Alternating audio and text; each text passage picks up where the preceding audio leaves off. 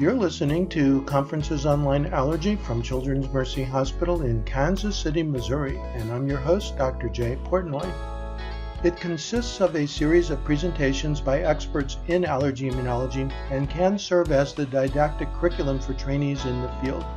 I hope you enjoy COLA.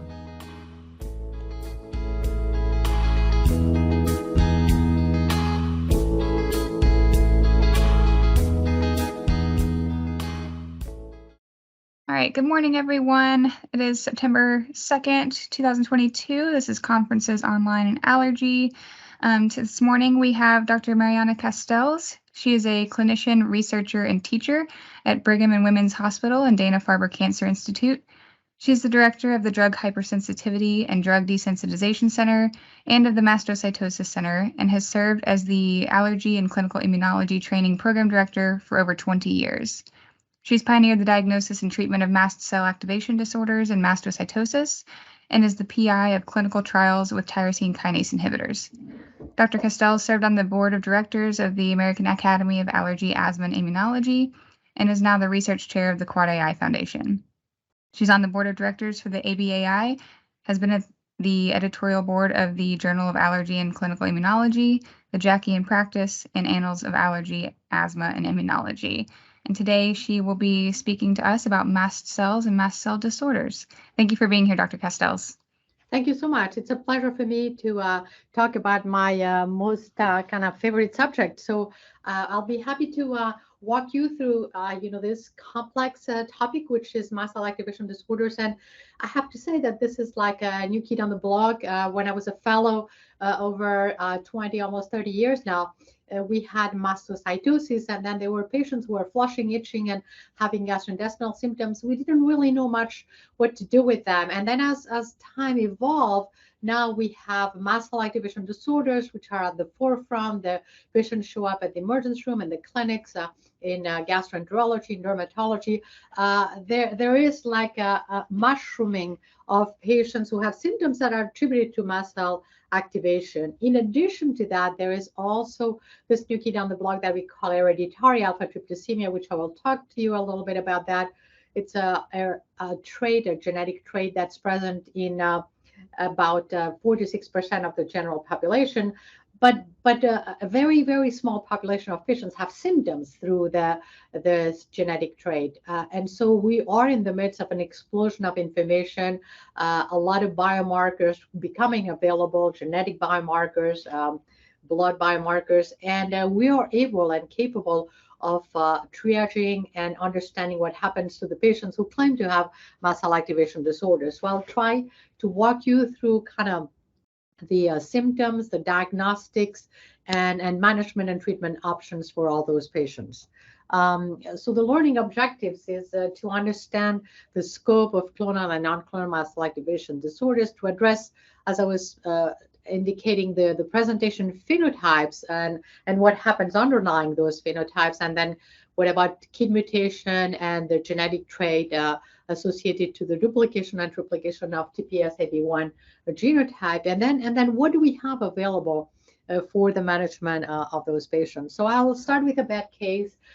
This is a kid who presented with fever, viral disease, and then start to have skin blisters. The parents quickly bring him to the hospital. He has a seizure, and after being given vancomycin, he has ARDS and then arrest, and is rescued and spends 4 months in the intensive care unit. And he was treated, with steroids and antihistamines.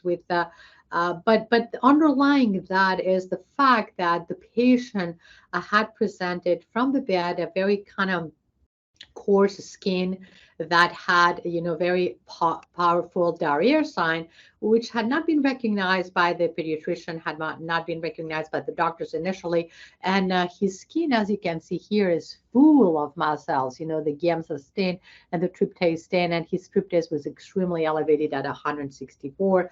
He ended up having mastocytosis. And the triggers for the mast cell activation are pressure, in this case, friction, heat, and cold, and drugs that activate mast cells. And in this case, vancomycin was one of the most powerful mast cell activator. We almost lost this kid to have a heightened sense of awareness that anyone who has a skin that we can actually scratch and understand if there is a diarrhea sign would be really important, because that would give us a clue about mastocytosis, where in the skin or systemic, and we actually may be able to save the life of those children or adolescents. So that is a rare case, but the rare case could also be treated differently and better if we had understood it initially.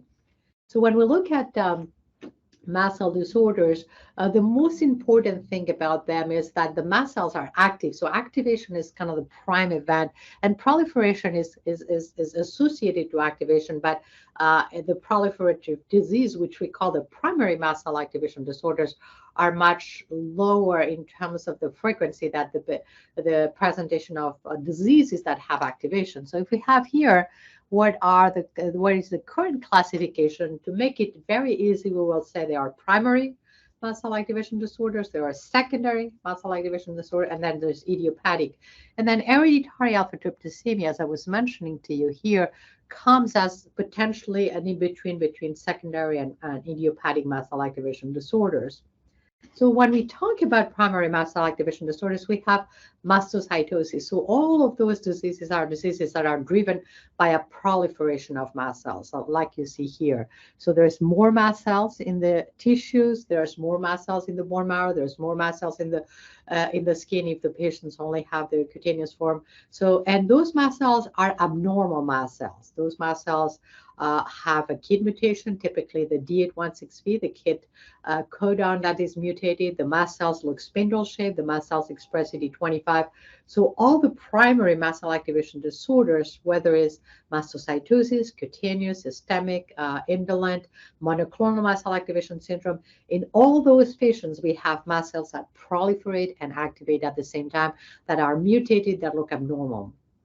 In the secondary mast cell activation disorders, there's no proliferation, there's no abnormal proliferation of mast cells, but the mast cells can actually be increased in numbers. So there can be more mast cells in the bone marrow, in the skin, in the gastrointestinal tract, because the patient has a disease that actually activates the mast cells and at times makes it proliferation. But the mast cells do not have KIT mutation, do not express CD25, they do not become spindle-shaped. Those are normal mast cells that are typically activated, associated with allergies, associated with connective tissue disorders, associated with thyroid disease, associated with underlying disorder that may actually, as a secondary event, activate the mast cell, either just the activation or may have a slight increase in proliferation. For example, in the gastrointestinal tract, we had patients who have bacterial or viral infections, and they develop a little bit of a hyperplasia in the intestine.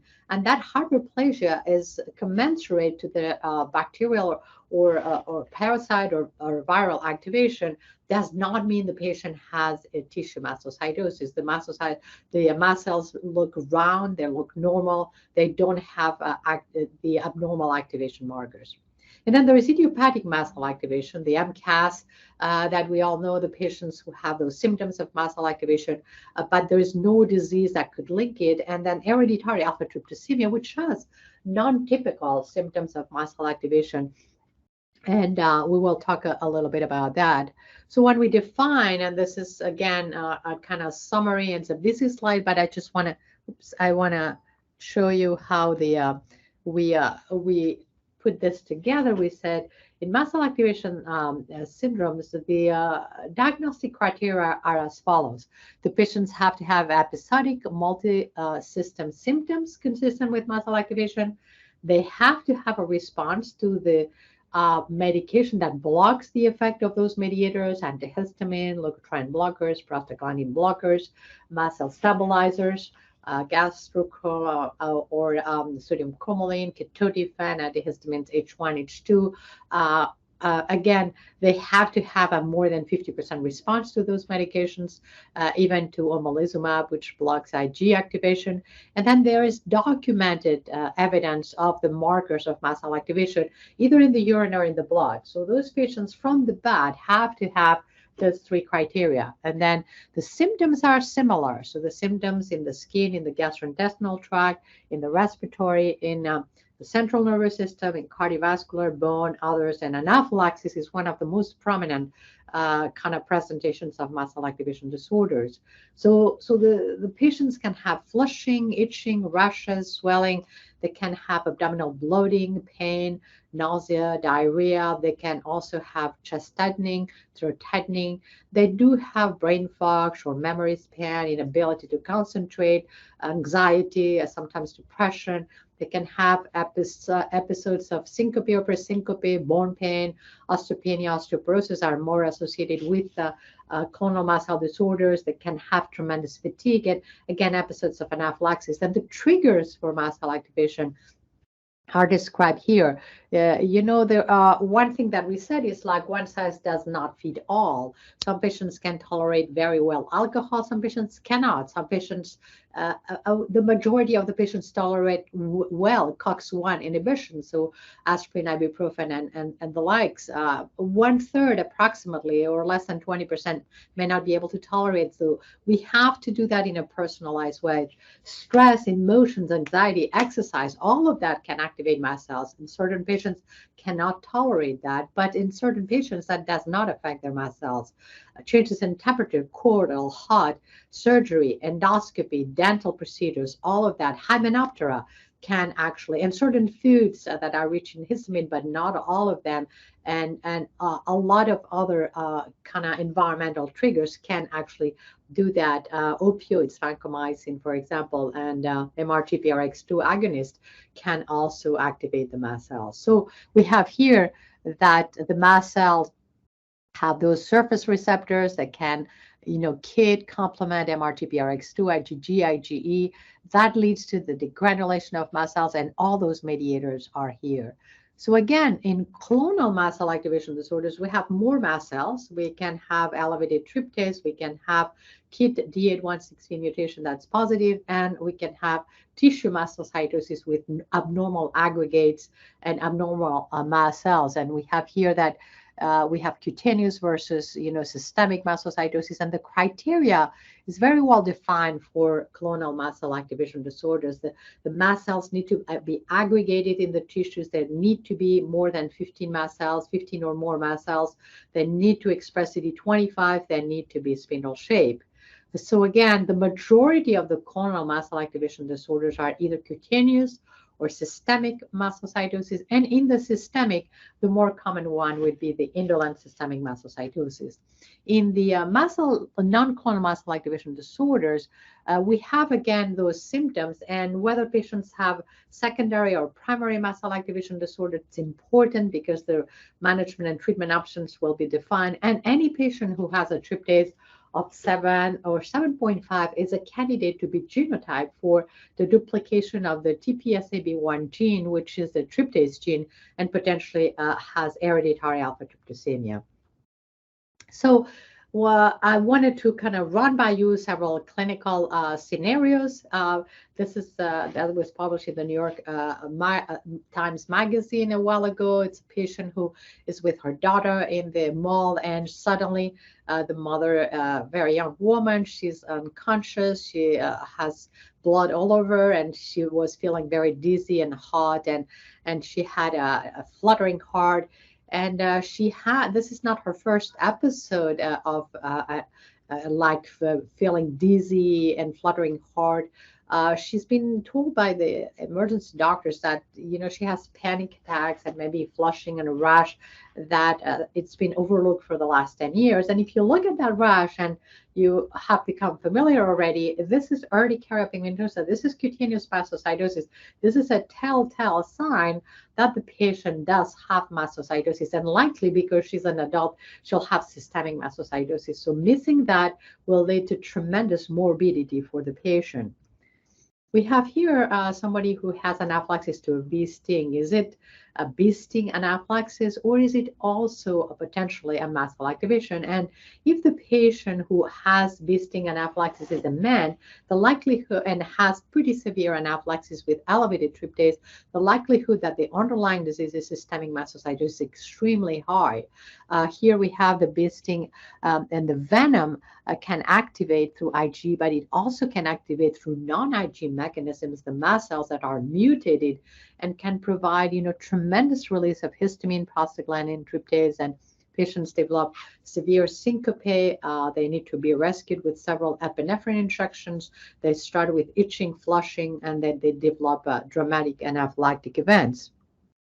So in this case, we had a gentleman who lost consciousness 5 minutes after being stung with a yellow jacket, and he developed a pretty severe event. We had the yellow jacket was evaluated by allergy, and he had a specific Ig to yellow jacket. He starts on allergy immunotherapy, and he continues to have anaphylactic events. When the allergies measure his tryptase was 29 after an event, but 25 at the time where event was gone, so baseline. He had no skin lesions, which is very interesting, and bone marrow was done. He had so his disease was in fact systemic mastocytosis with anaphylaxis to Hymenoptera.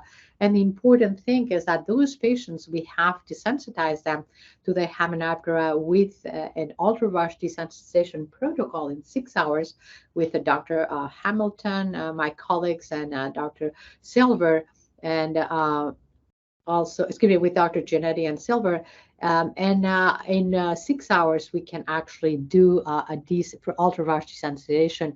In some patients who have had pretty severe reactions and have underlying mastocytosis, we have used omalizumab, but not all of them. And again, you have here the desensitization protocol that is used, and we can reach 100 micrograms for one venom, and we can reach 300 micrograms for the mixed venoms, and that can be done in 6 hours. Extremely successful. And one thing that patients, because of the tendency for anaphylaxis in those patients, we kind of provide this approach, which is the preferred approach, because then the patients are totally desensitized, do not anaphylax after this, and do not need to come for 6 months for allergy treatment, allergy injections. So this is another clinical vignette, a patient who runs the Boston Marathon and gets ibuprofen, 800 milligrams, and he passes out, has a severe flushing hypotension event, and his tryptase is over 2,000. And when the patient recovers, is released from the intensive care unit, he tells us that he has a lot of flushing, chronic fatigue, depression, anxiety, bone pain, chest pain, and nobody actually has addressed him when he goes to the emergency room, because he's been running marathons for the last 10 years, and every time he runs a marathon and he does ibuprofen or some other medication for pain, he has been having anaphylactic events. And in the emergency room, they tell him that likely he should not be running marathons. That's not a good idea for him, that he becomes dehydrated. But nobody addresses him to the extent that he has lesions in his chest, and those are urticaria pigmentosa. His bone marrow also showed us, this very dramatic aggregates. He has underlying mastocytosis. And this woman, she has anaphylaxis during immunotherapy. She's a young woman. She has lots of allergies, and she says, every time I do those allergy shots, I get burning hands and feet, and suddenly she really almost passes out, has a presyncopal episode. She needs epi, and her allergies say it's not a good idea. Let's stop doing that. There is no tryptase that is done at the time, but then she continues to have episodes unrelated to her immunotherapy. Goes to the emergency room. She has documented hypotension, 60/30, multiple epinephrine uses. Her tryptase baseline doesn't seem to be elevated, but she has a positive KIT D816 mutation in peripheral blood. And when we do her bone marrow, she has those very abnormal spindle-shaped mast cells that stain with CD25, and this is monoclonal mast cell activation syndrome, which is a step before indolent systemic mastocytosis. So again, the patient has this picture, and this is kind of this picture of spindle-shaped mast cells that stain with CD25 is kind of missing in action. I would say 80 to 100% of the time by pathologists. They consider that to be a normal bone marrow biopsy, which compared to this is kind of different. This is systemic mastocytosis. You see the aggregates here, but in fact, when you look at this bone marrow, it's totally abnormal. It has spindle shape, CD25 positive mast cells, and this is a step. Again, here, there's already like 3 or 4 mast cells that are getting together. This is a step that precedes the development of indolent systemic mastocytosis, and it's called monoclonal mast cell activation disorder, and it's associated already with a mutation, the KIT mutation. And so just to briefly, we kind of put that into context. Human mast cells, we thought that were of 2 kinds: the mast cells that have tryptase and chymase, mast cells that were in the skin, in the stomach, and the blood vessels, and then mast cells that were in the lung, in the mucosal membrane that had only tryptase. And this is something that now we have said is not wrong, but it's much more complex and sophisticated. And the mast cell transcriptome that was described, in 2016 here indicates that in every tissue there is a different kind of a mast cell phenotype. And so we have to say that the mast cells in the trachea and the esophagus, in the tongue, as you can see here, look different and have a tremendous amount of proteases here that you have, but they have a really different phenotype in each tissue. And mast cells are really not associated to any other cell. You see here basophils, eosinophils, neutrophils, dendritic cells, macrophages. So the transcriptome of mast cells make them a really a part cell in the innate immune system. And you see here that mast cells can activate through IgE receptors. They can also activate through complement, through TLR receptors, so many others. And then the MRGPRX2 receptor that was described in 2017. So again, our patients, when we evaluate, mast cell activation disorders, can actually activate mast cells through an IgE mechanism. It's one of the multiple ways in which they can activate mast cells, and they can release those, cytokines, lipid mediators, and particularly tryptase and the preformed mediators, histamine and others. And when we look at what our patient's symptoms are, we can try to relate the symptoms to the mediators with, vasodilation, hypotension. We have prostaglandin and histamine, and we can try to, the flushing is also histamine, prostaglandin, the urticaria, the gastrointestinal symptoms. An important one, which is what we call the mixed organic brain syndrome, is associated to, as we were saying, the brain fog, the anxiety, the inability to concentrate, the short memory span, that is related to prostaglandins most of the time, and some to histamine. So again, patients who present those symptoms, we place them on aspirin, and they have a remarkable decrease in prostaglandin, and their symptoms kind of resolve. And as I was indicating to you, we have here the primary mast cell activation disorders that is associated now with this systemic mastocytosis without cutaneous involvement and with Hymenoptera anaphylaxis that was described by our colleagues in Italy, Dr. Bonadonna and others. So that's something to be recognized. Any patient that you have that had presented a severe anaphylactic event with Hymenoptera is a candidate. And again, although men are overrepresented in that group, of female are also a part of this. And there is, so the cutaneous and the systemic, the majority of the patients that we are going to see with primary clonal mast cell disorders are going to have indolent systemic mastocytosis, because the others we call advanced mastocytosis, the one that has associated a hematological disorder, aggressive mastocytosis, and mast cell leukemia. All those others are kind of what we call advanced, but the 80% are going to be indolent.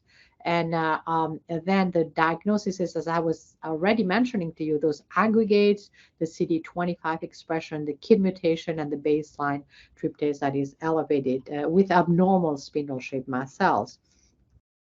And one of the important things that I want to also highlight is that the bone marrow biopsy is not necessary for the diagnosis of systemic mastocytosis.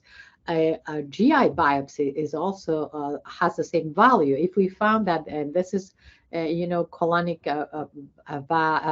biopsy of the patient who had mastocytosis, in which we can see that there is a accumulation of more than 15 mast cells together. So those are the aggregates, and they stand with tryptase, and they stand with CD25. So essentially, we looked at the value of gastrointestinal biopsies in patients with clonal and systemic mastocytosis, and we also look to see how that resemble other diseases. And here you see that typically there is those aggregates that are abnormal mast cells. But as I was mentioning to you, in patients who come to us and I say, I have 30 mast cells in my colon, so 30 mast cells is actually normal. And again, because the mast cells you see here, they can actually increase in numbers, but they don't have this abnormal appearance. They don't stand with CD25. They don't express, the spindle-shaped markers. And depending on where the mast cell is located in the stomach, the duodenum, for example, can have up to 50 mast cells in the duodenum. So again, it's important then when patients bring the GI biopsies that we have a second look, and we are happy always at the Mastocytosis Center here in Boston at the Brigham to do a second read on those biopsies and to say, hey, the number of mast cells seem to be slightly elevated, potentially secondary to an infection, an inflammatory condition, Crohn's disease, others, inflammatory bowel disorders, but the mast cells look completely normal. This is not leading to systemic mastocytosis or any kind of mast cell disorder. And one important aspect that I have already mentioned to you is the mutation of KIT is the basis for all clonal mast cell activation disorders. And the most common mutation is the D816V, which is this in the enzymatic pocket. And that's one of the reasons that, for example, imatinib, which is a tyrosine kinase inhibitor that had been used before, doesn't work because the site of action of imatinib is that enzymatic pocket. When it's mutated, imatinib has no action there. So in patients, the rare patients who may not have a mutation in KIT potentially could use imatinib when they have advanced mastocytosis, but the majority don't. So we do not use that medication for advanced mastocytosis because of that mutation. Other mutations have also been described, which are shared. So this is mast cell leukemia, HMC1, the 550, 580, and then in the GIST. So again, the mutations are varied. 95% of the mutations in patients with systemic mastocytosis, the non-advanced, would have the D816V mutation. And one important thing about this is that we have now the ability to detect the KIT D816V mutation in peripheral blood. It has diagnostic implications, so that you can actually ask for a allele fraction of those, and those patients in which we detect the mutation, if they have a high burden of allele fraction, those patients can actually have multilineage mutation, and they are the patients who are going to advance. So we are working towards defining the allele fraction that would be a safe allele fraction in which the patients are going to stay stable, because the majority of the patients with indolent systemic mastocytosis will stay stable for all their lives, and the lifespan will not be a challenge or change. And there is like 5 to 10% of the patients who will go and advance their mastocytosis and become advanced mastocytosis. And in those patients, the allele burden of the KIT D816V mutation is of critical importance to understand that. And as I was mentioning, the pattern of the KIT mutation in indolent systemic mastocytosis, you see here that if we take bone marrow mast cells and those are the mast cells. The mast cells are the only ones that have the D816V mutation. So in this case, the patient will not advance and his mast cells will remain the only cell type that bears that mutation. In this bone marrow here, this is a patient with advanced mastocytosis. The mast cells, the eosinophils, and monocytes, neutrophils, and lymphocytes bear the mutation. It's a multilineal mutation, and that was what makes a patient have advanced mastocytosis. So again, working on the biomarker of the KIT mutation, very important to assess prognosis, not only diagnosis, but prognosis of those patients. And the tryptase, now going to the kind of the real biomarker, is the most important biomarker that we have so far right now. And tryptase is elevated during anaphylaxis. I was mentioning to you that a patient who anaphylaxis on ibuprofen, his tryptase can go as high as 2,000 or further.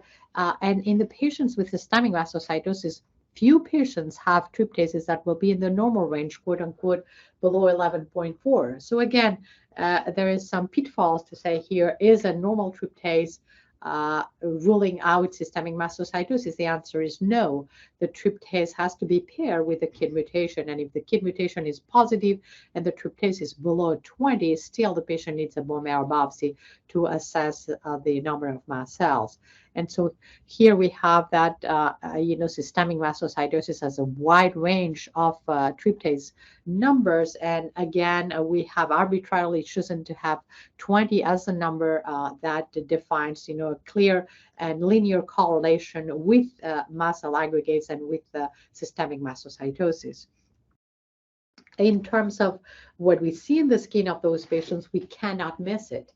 And importantly, we have now a new nomenclature for the patients who have cutaneous mastocytosis. So we have the monomorphic dots that are brown, red, that can be in the thighs, in the back, typically not in palms or soles and not in the face.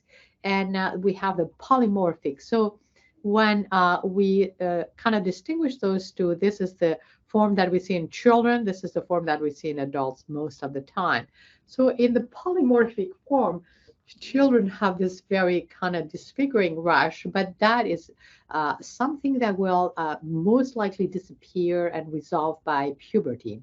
And we think now that the majority of children who have cutaneous mastocytosis will have resolution of the disease by puberty. And although during the years, from year 1 when they are diagnosed to year 11 or 12 when they are puberty, many complications can occur. They can have GI symptoms, they can still anaphylaxis, they can have a lot of flare-ups of their skin. Their disease is quite benign and will resolve at that time. And because the current knowledge is that there is 2 waves of mast cells that occur in embryogenesis, one that would be going to the bone marrow and one that would be going to the skin. And the skin mast cells after puberty are kind of disappear, and the mast cells also, the spots disappear with children. If a child has this monomorphic, like a brown, red, 2 to 3 millimeter lesion and before puberty, the likelihood that they go into develop systemic mastocytosis is very high. Those polymorphic, despite the appearance, it's associated with very normal tryptases below 11.4. And monomorphic mastocytosis is typically associated with elevated tryptases. Less than 10% of adults only have cutaneous disease, and less than 10% of children will proceed to have systemic disease. There is also diffuse cutaneous mastocytosis, and this is what we call the pot orange that I mentioned to you. In doubt, just scratch that skin. You'll have what we see here as the diarrhea sign. Becomes red, inflamed, it becomes a papule.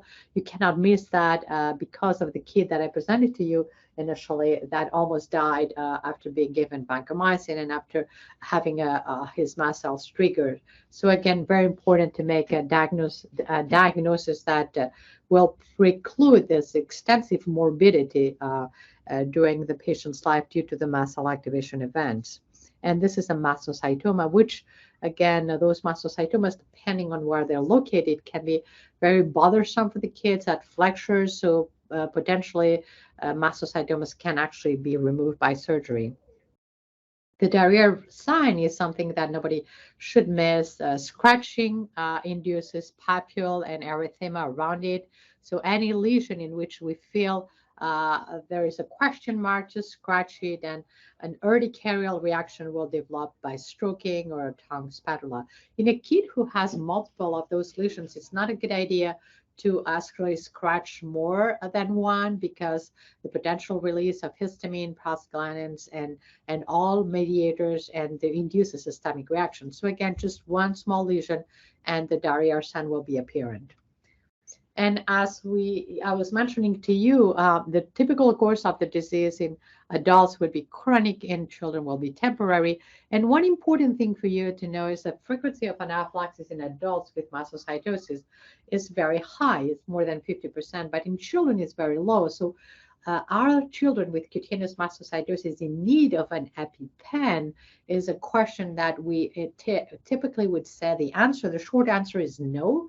They do not need that if the tryptase is normal. So, and for tryptases that are below 7.5, not associated with what we call now HUD syndromes, the kids should not carry an EpiPen. An EpiPen is not something that we can just handle to the parents or to the child and say, hey, here's your EpiPen, just use it when in need. No, that requires tremendous amount of education, understanding, knowing when, how to use it, how to dispose of it, how to renew it, look at the expiration dates and the techniques. So again, it's a work that needs to be done if we feel our patient, based on data, needs an epinephrine autoinjector.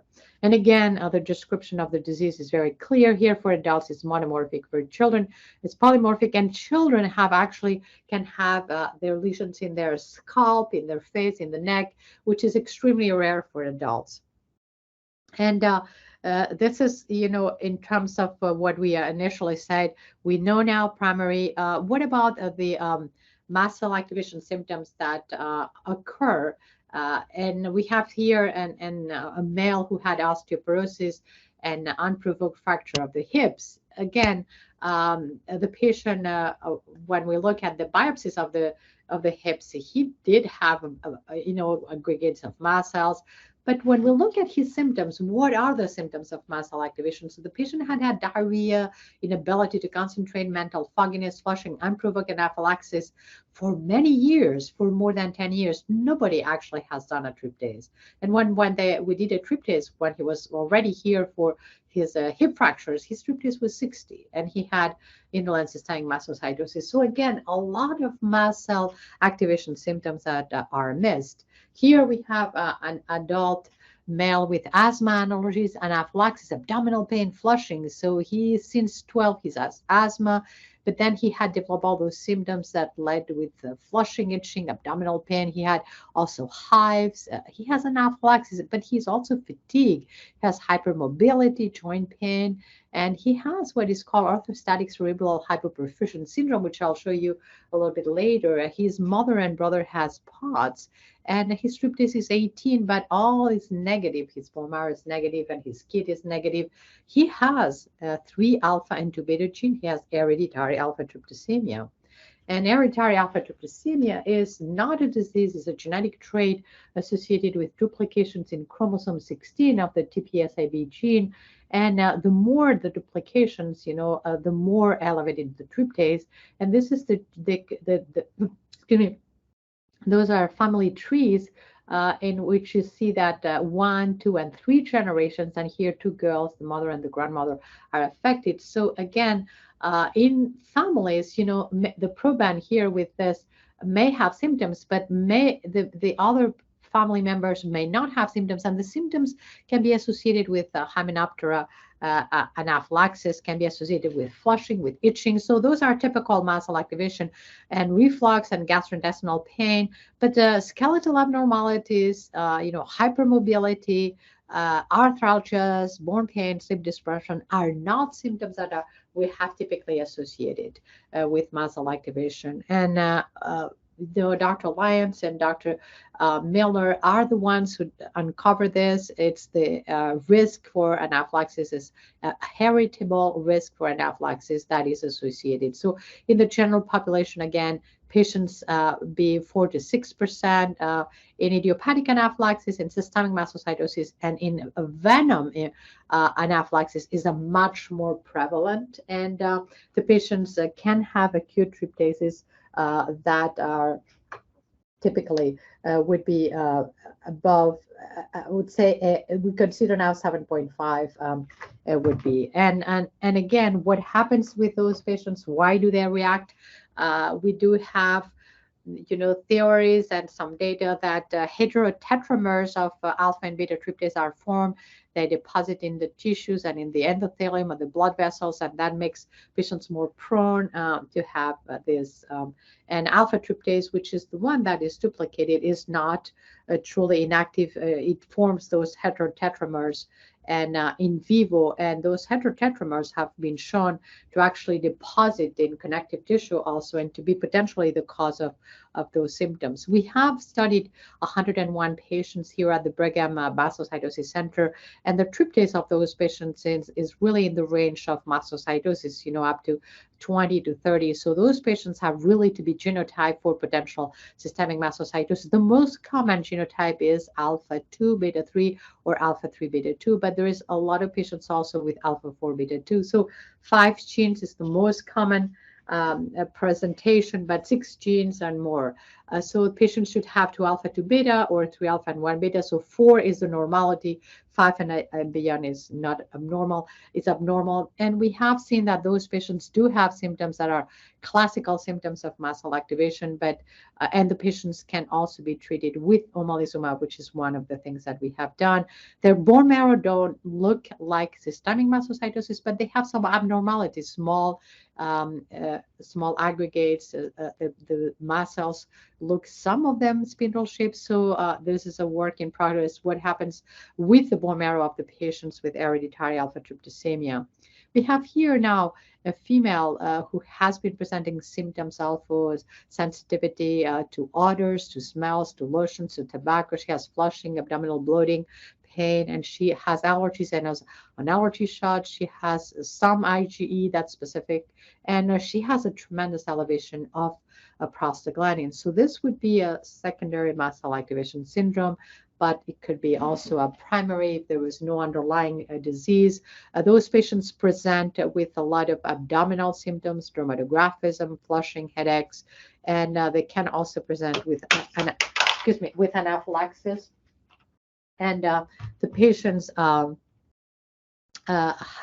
been the majority of females. So this is the non-clonal mast cell activation disorder, MCAS, which is an idiopathic non-secondary. The patients have had a lot of allergy symptoms. They have lots of food allergies. They have been referred for abdominal evaluations. And the mediators that we have been finding that are of most value are the N-methylhistamine, which is elevated here, as you can see, and the prostaglandin. So in those patients, those mediators are really needed, and also the leukotrienes. So in our patients here, what are the patients that we see at the Mastocytosis Center? What are the most common symptoms? So we have cutaneous symptoms, but flushing is really, you can see here, pruritus, hives also, but flushing is kind of more important. Gastrointestinal symptoms are really dominant with pain, bloating, diarrhea, nausea, and vomiting. We have respiratory symptoms, feeling of shortness of breath, wheezing, coughing, also, and skeletal symptoms are also very prominent. But one of the more important things is the neuropsychiatric symptoms, and we have been very interested in that. We have now neuropsychiatrists with us at the Mastocytosis Center, and Dr. Nicolora Santa Barbara, who is now publishing with us about the impact in the brain. And we also are trying to link the impact in the brain to the mast cell mediators. Is it due to prostaglandin? Is it due to other mast cell mediators? And constitutional symptoms such as fatigue are tremendous in patients with clonal mast cell activation, but also in non-clonal mast cell activation, and whether this could be linked to for example, TNF-alpha, which is a mediator, a cytokine mediator of mast cells. We are interested in looking at that. To finalize, I wanted to talk briefly about, the association of mast cells of the mast cell disorders, particularly what we call MCAS here, idiopathic MCAS and hereditary alpha tryptasemia, with changes in brain flow and symptoms. So the brain flow has been associated with symptoms of fatigue, orthostatic intolerance, and a lot of inability to concentrate, short memory span. So we started to measure in patients who had mast cell activation disorders, not in mastocytosis, not in clonal mast cell. We haven't done the study yet, but in those patients who have MCAS or HAT, we have been measuring their cerebral blood flow and also all the autonomic dysfunction markers. And we also have done biopsies of their skin to see the potential association with what we call small fiber neuropathy, because those patients indicate they have tingling, they have pain in their extremities, they have symptoms that are not typical symptoms of mast cell activation, but associate with this mast cell activation. And we have seen clearly that in patients with HAD and MCAS, we have seen that in those patients there is a decrease in cerebral blood flow. This is the cerebral CBF, cerebral blood flow, in normal patients. And then here we see that stimulated, in those patients, we have a tremendous decrease in cerebral blood flow. So there is no difference, you see here, no significant difference between HAD and MCAS patients, but there's a tremendous difference with normals. So again, there is a adaptation of the blood flow in the brain that has a drop in patients with mast cell activation and in patients with HAD. And we do not understand why is that, but that is actually data available now. In the other hand, there is a proportion of those patients. And again, the population here that we're looking at is a biased population, because those are patients that are sick, that come to see us. They have seen many doctors.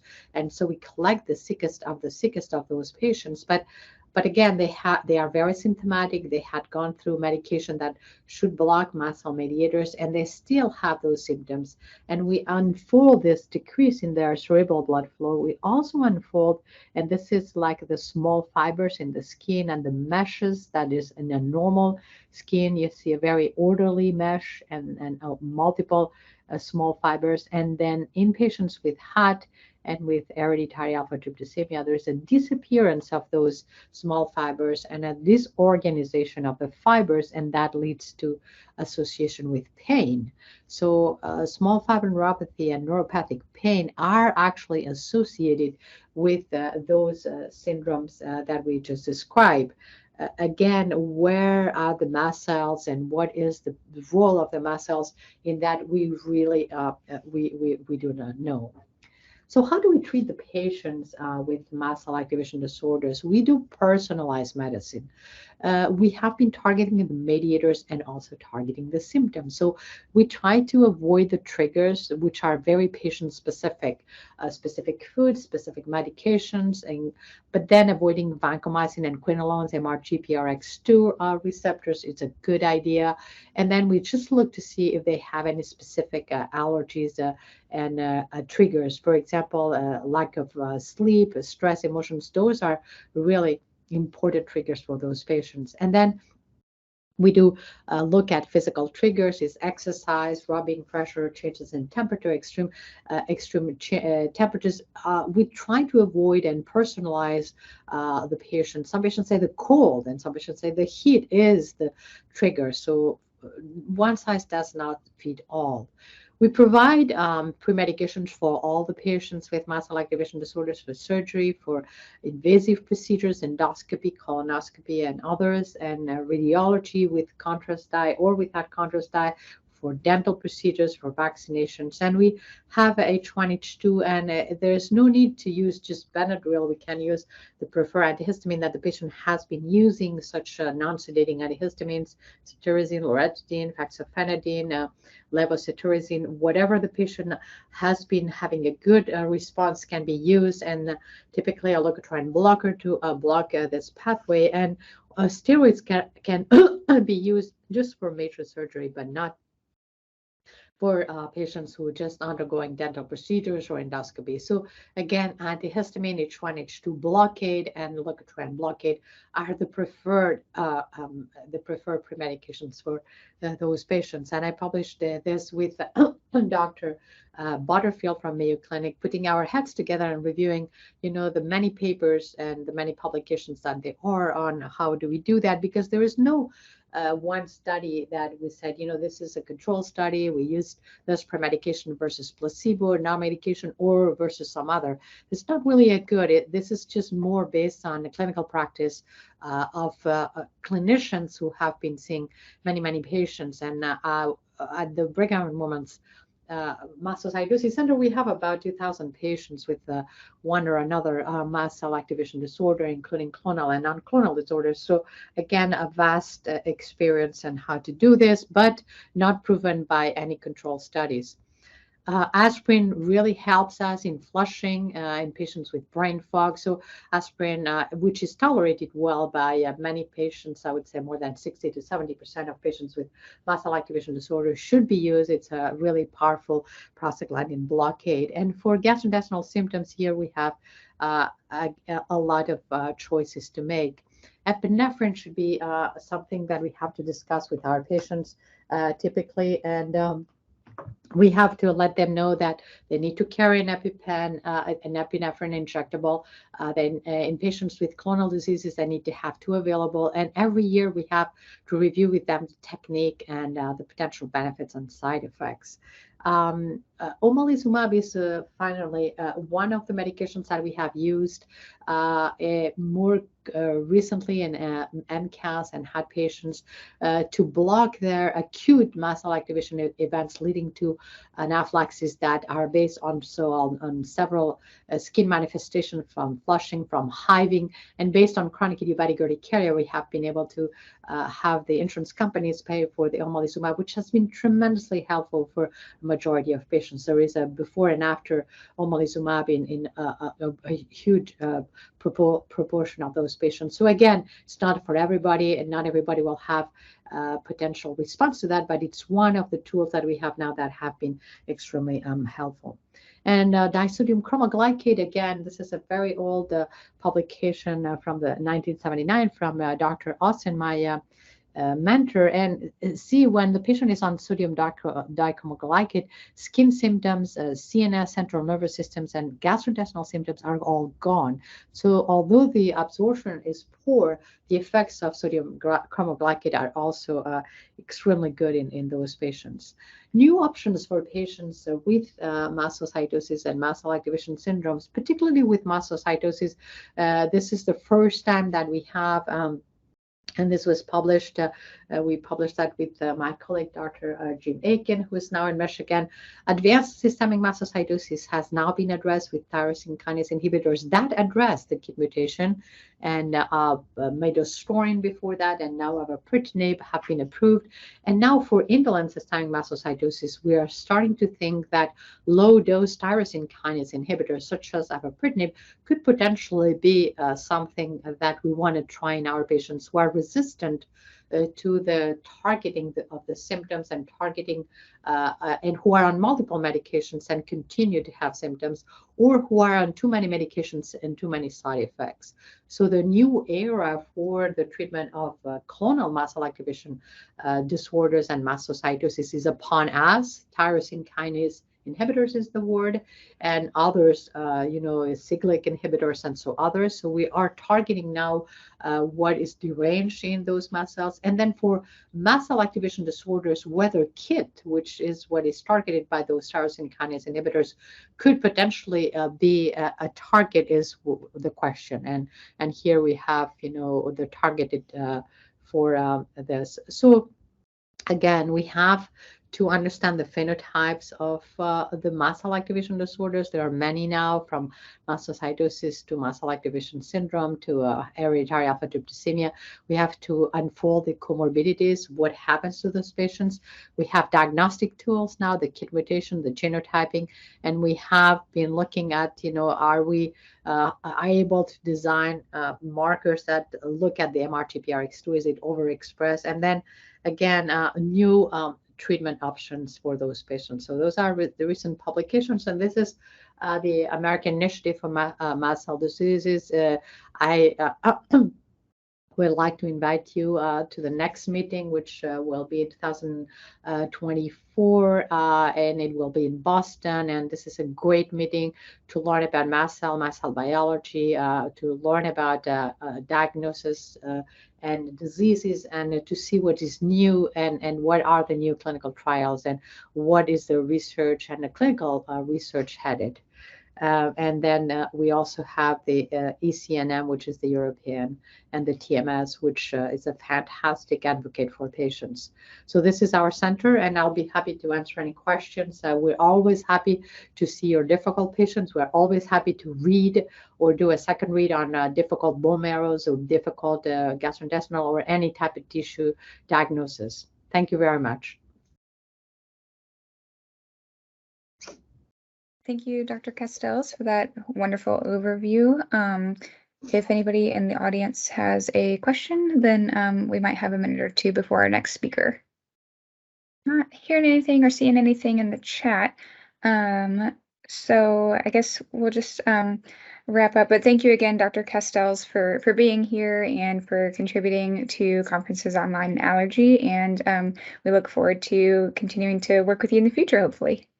Thank you so much. Have a good day, everybody. You too. Thank you. Bye-bye.